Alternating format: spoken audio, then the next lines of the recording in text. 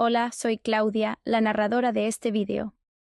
Y hoy quiero hablarte con calma de cómo está cambiando el periodismo en el entorno digital.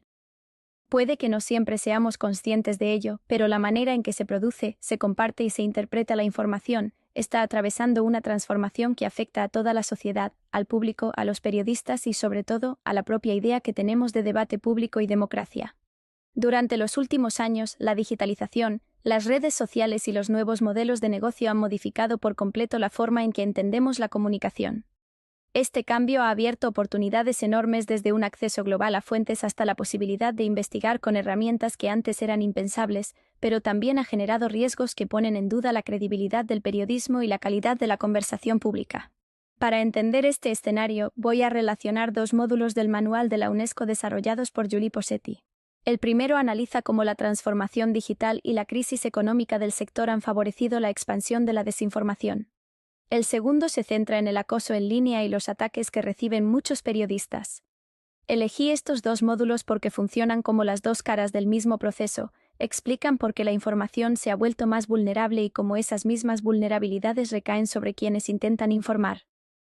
Ambos módulos permiten entender mejor el papel del periodismo en la esfera pública actual, garantizar información verificada, proteger a sus fuentes, mantener su independencia y defender un debate plural, libre y transparente. Vamos con el primer módulo. En el texto, Posetti parte de una idea fundamental: la era digital ha sido una mezcla de oportunidad y amenaza para el periodismo. Hoy contamos con más acceso a datos, más fuentes y más herramientas para colaborar globalmente. Pero al mismo tiempo hemos visto cómo el modelo publicitario tradicional se ha derrumbado, provocando despidos, precariedad y una pérdida de estabilidad en las redacciones. Esto significa menos tiempo para investigar, menos recursos y, sobre todo, más presión para publicar con rapidez. Esta falta de margen lleva a que aumenten los errores, la desinformación y la propagación de contenido dudoso. En el propio manual de la UNESCO se explica que esta mezcla constante entre información fiable y contenido falseado afecta directamente a la credibilidad del periodismo y al derecho de la ciudadanía a recibir información verificada. Cuando lo verdadero y lo falso se distribuyen en el mismo entorno digital, el público se confunde. Y cuando la gente duda de todo, la confianza, que es la base de la relación entre prensa y ciudadanía, se resquebraja. Otro elemento clave del módulo es el papel que han asumido las plataformas digitales. Según el texto ya mencionado, Google, TikTok, Instagram o X ya no son simples herramientas, son los nuevos intermediarios. Deciden qué contenido se muestra, qué queda oculto y qué se hace viral. Sus algoritmos no priorizan lo más relevante para el bien común, sino lo que retiene más tiempo la atención del usuario. Esto influye directamente en cómo se forma la opinión pública. La conversación ya no está guiada por criterios informativos, sino por la lógica del negocio. Aquí es donde las ideas de Víctor Sampedro sirven para ampliar la reflexión. Él explica que las audiencias han dejado de ser públicos, personas que participan en deliberación democrática, para convertirse en usuarios monitorizados. Cada clic, cada pausa y cada desplazamiento queda registrado. Sampedro relaciona esto con el capitalismo de vigilancia que plantea Zuboff, un sistema donde los datos personales se usan para predecir comportamientos. Este cambio desplaza el poder simbólico hacia las plataformas. Como alerta el manual, cuando los algoritmos sustituyen a los periodistas como mediadores, las implicaciones democráticas son muy serias, se pierde transparencia, se reduce la diversidad informativa y aumenta la polarización. En este contexto, el papel del periodista frente a la viralización de bulos es imprescindible. Verificar antes de publicar, contextualizar lo que circula y corregir públicamente lo falso son funciones centrales.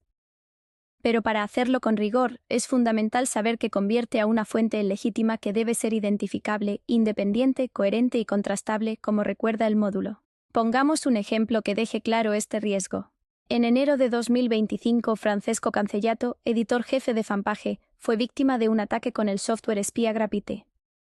Este programa podía infectar dispositivos sin abrir enlaces, afectando a periodistas y activistas en más de 25 países. Tal como advierte el manual, la digitalización no solo facilita la información, también crea nuevas herramientas para vulnerar la seguridad del periodista. Y cuando se pone en riesgo esa seguridad, la esfera pública se debilita con ella. El segundo módulo del manual nos lleva a un plano más humano, pero igualmente estructural: el acoso digital y la violencia simbólica contra periodistas. No hablamos de simples discusiones o críticas. Hablamos de ataques coordinados, amenazas, insultos y estrategias para intimidar y destruir la credibilidad de quienes investigan.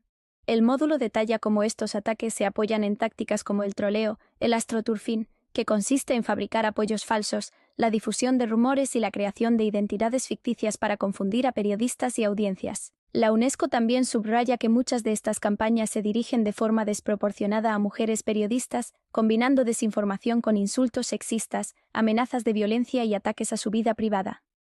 Bots, cuentas falsas, perfiles automatizados o de fakes forman parte de campañas diseñadas para amplificar el odio, saturar el espacio público y frenar el trabajo periodístico crítico. Según el manual, cuando la desinformación se mezcla con el acoso, el periodismo no solo pierde prestigio, pierde también condiciones básicas para ejercer su función pública, porque se deteriora la seguridad, la libertad de expresión y la confianza en la prensa como institución. Y para entender qué hay detrás de todo este fenómeno, no solo en lo digital, sino en cómo se organiza hoy la esfera pública, es útil volver a las ideas de Víctor Sampedro. Su marco teórico permite interpretar estas dinámicas de acoso y desinformación no como hechos aislados, sino como parte de un ecosistema comunicativo mucho más amplio. Aquí, Sampedro afirma que la esfera pública digital se ha convertido en un espacio de confrontación emocional donde los algoritmos premian el conflicto y penalizan la reflexión. En este ambiente, los periodistas se convierten en blancos fáciles.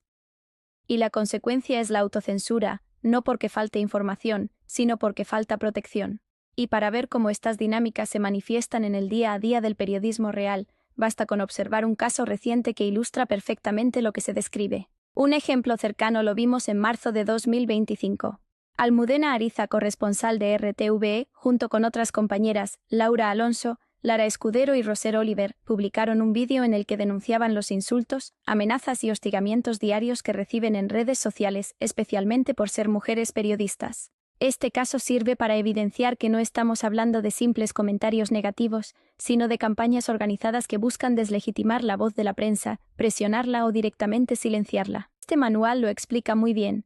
Estos ataques no aparecen de la nada, forman parte de tácticas diseñadas para intimidar, callar y debilitar la libertad informativa.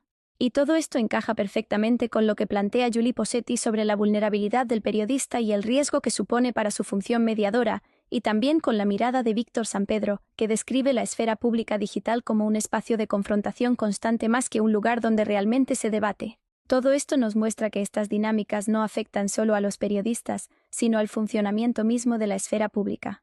Y con este panorama, ya podemos cerrar el análisis reuniendo lo que plantean los dos módulos. Si unimos lo que muestran estos dos módulos, aparece un periodismo que trabaja en un entorno cada vez más frágil. La desinformación, la precariedad económica, la presión algorítmica y el acoso digital no actúan por separado, sino que forman un contexto que dificulta tanto la verificación como la independencia informativa.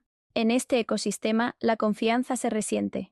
Cuando no hay tiempo ni recursos para contrastar, y cuando además existen riesgos reales para quienes informan, el periodismo pierde parte de su capacidad de actuar como mediador entre la ciudadanía y los hechos.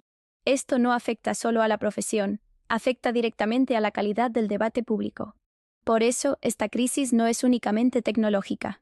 Es una crisis democrática en la que se mezclan intereses económicos, dinámicas de vigilancia y mecanismos de polarización que condicionan que se ve, que se oculta y que consigue formar opinión.